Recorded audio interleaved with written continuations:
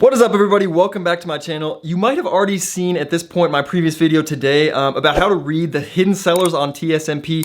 If not, you probably want to go ahead and watch that now. But in today's video right now, I'm going to be talking about how you can determine what a good entry point is, especially if you miss the classic panic dip buy pattern that I always talk about. And there's other good ways to find a good entry and, high probability patterns that put the statistics on your side and make it a lot more likely that you're going to be profitable on a trade. Because if you just buy, randomly and hope that it goes up, that is not a good strategy. But there's a lot of patterns that have been proven over and over again, and when they happen in the market, people recognize them and they're self-fulfilling. And this is another one of those patterns. So in this case, we had a perfect ascending triangle, and then it broke out right above the previous resistance of the hidden seller, and it was just an absolutely beautiful breakout.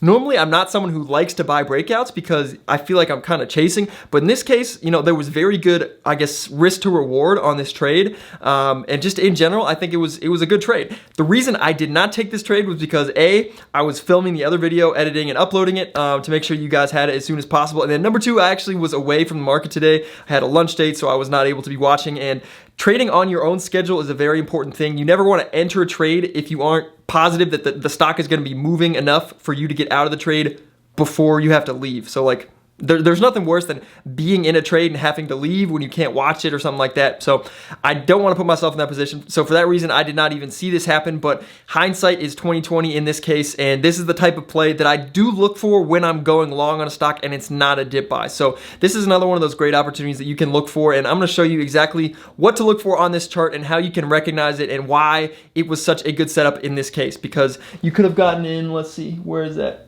15 something, and it ran all the way up to 21. So that would have been a crazy good gain, even better than the dip buy in this case today. So again, I'm going to analyze that now, and hopefully you guys will have more understanding of what to look for and where you can enter in the future, so that you don't, just buy randomly and then have it go down immediately from your entry. Because if you're in and then you're profitable as soon as you start your trade, it's a lot easier to hold through, the fluctuations and think with a clear head, versus if you're already down in your trade from the second you buy in and it keeps going down. So that kind of sucks. But anyways, yeah, let's get into it right now. All right, guys, so here we are at my computer.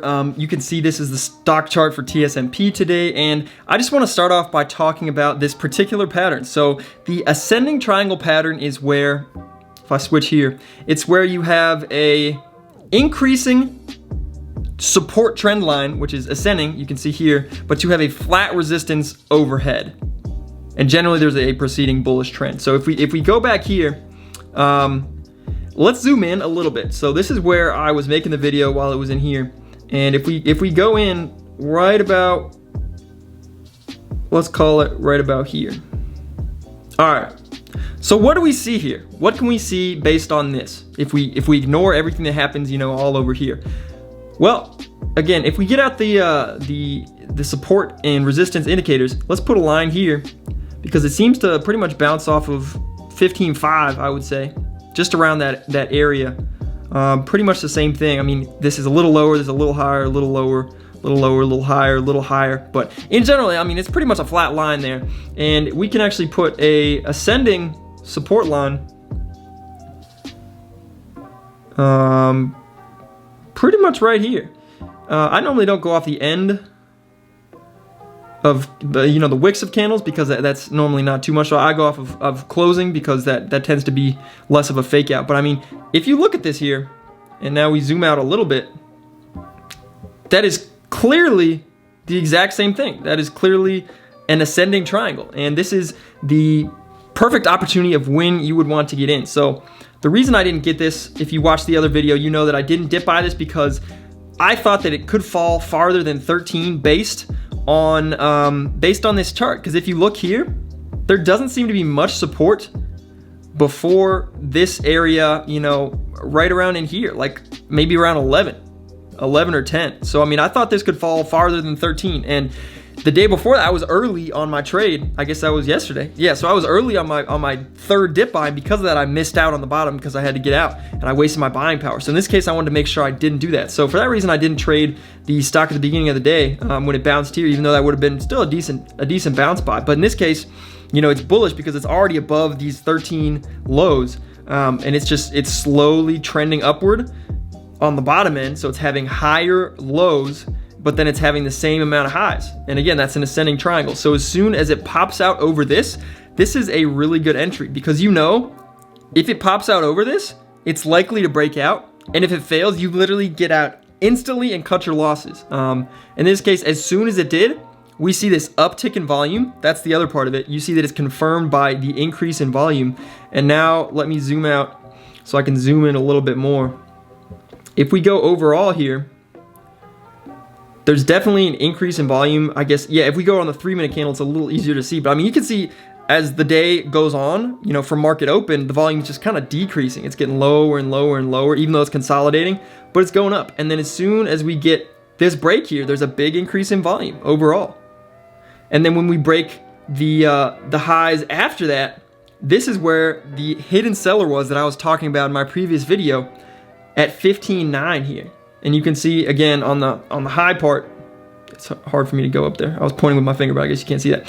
15.9 is the high, that's what H means there. So if we draw another line, as soon as it breaks out over where that hidden seller was, it absolutely takes off. And that would have been another, you know, line to watch for. So if it breaks out of this, but can't break over this high, you know, it tests this and then fails and starts coming back down and you're in from here, that's a good sign that you should probably be getting out. So you could probably get out with a tiny profit if it failed that, but it actually went above that and then never ever broke down below that.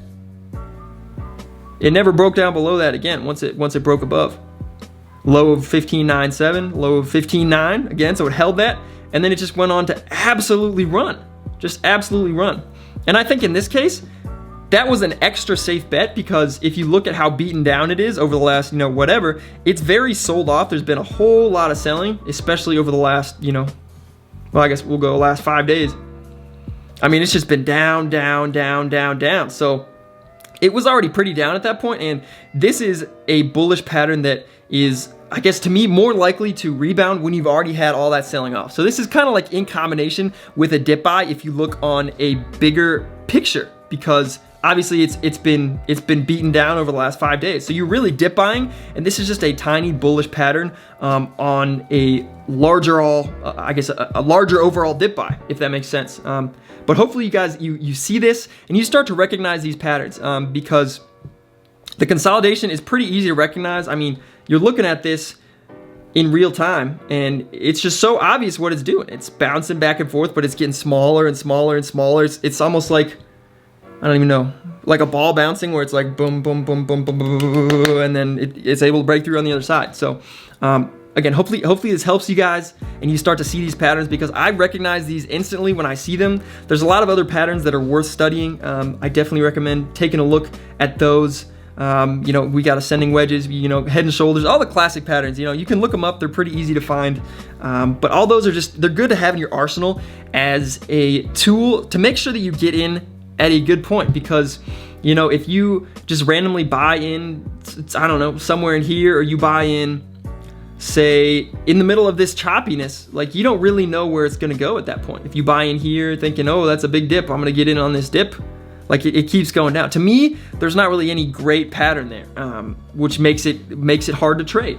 But if you get in here, like, there's a very clean pattern, you have a very clean risk and reward that's already defined, and it just makes the whole trade a lot safer. And if you do things the safe way and the reliable way long term, you're gonna be a lot more profitable. Like, occasionally you might get a winning trade by breaking rules, but overall, long term, you're gonna be the most profitable trader you can be by following these rules and looking for these perfect setups. And to me, this was one of those setups. So I'm a little upset that I missed it, but, you know, lunch with grandma is something that you can't skip, and I don't regret going to that at all. There's always more opportunities, but this is just another example of something that we can learn from. Anyways, guys, that is about it for today. So just to summarize what we've learned here, there are a lot of very important patterns that you definitely want to learn if you're going to be trading stocks, and these patterns can help you to maximize the, I guess, statistical likelihood that you're gonna have a profitable trade from the moment you get in it. And it's a lot easier to think with a clear head when you're profitable from the beginning. So this particular one, the ascending triangle, is where you have flat line overhead resistance, you have an ascending trend line, and then as soon as it breaks that, there's increasing volume on that next green candle. That confirms the breakout, and that's a great entry point you can cut if it drops below that. And yeah, I mean, this is a great one. This is a great way to long something if you're not just dip buying, which is the only pattern that I think I've talked about up until this point. So this is another great pattern you guys can trade if you want to expand your arsenal. Definitely look at those other patterns that I mentioned. And yeah, until then, I will see you guys in the next video. That's probably coming up in the next couple hours if I can get it recorded. Until then, let's grow better together, and I'll see you in the next one. Preguntar, bebé, dime por qué te mientes. No puedes esconder todo lo que tú por mí sientes.